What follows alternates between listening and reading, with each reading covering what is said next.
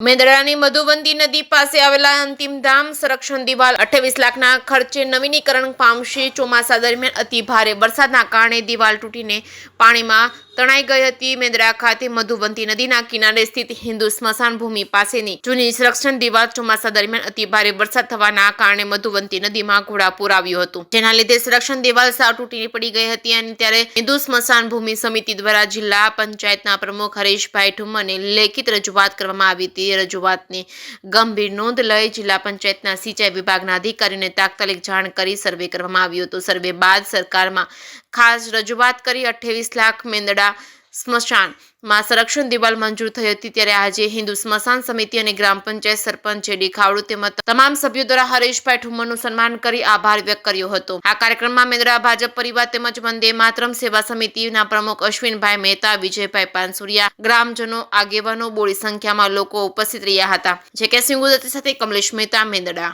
આજ રોજ મેંદરડા ગામ એટલે કે 25,000ની વસ્તી ધરાવતું ગામ છે, એનું આ સ્મશાન છે।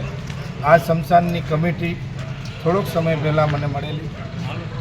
આ સ્મશાન મધુવંતી નદીને કાંઠે આવે છે, ત્યાં અમારી દિવાલ નહીં હતી, દિવાલ પડી ગયેલી હતી અને રજૂઆત કરતાં અમારી જિલ્લા પંચાયત સિંચાઈ વિભાગમાંથી મેં દરખાસ્ત તૈયાર કરીને ગાંધીનગર મોકલી અને સરકારશ્રીને રજૂઆત કરી કે આ દિવાલ બનાવવી પડે એમ છે।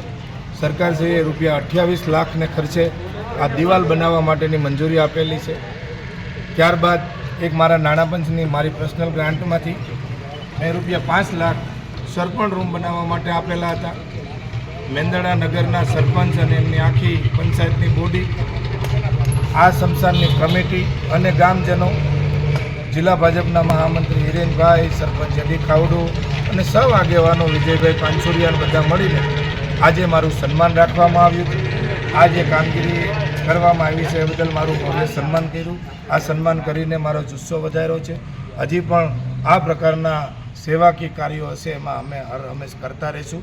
આ કમિટી ખૂબ સારી સેવા કરી રહી છે, આવી નવી સેવા કરતા રહે એવી શુભકામના પાઠવું છું।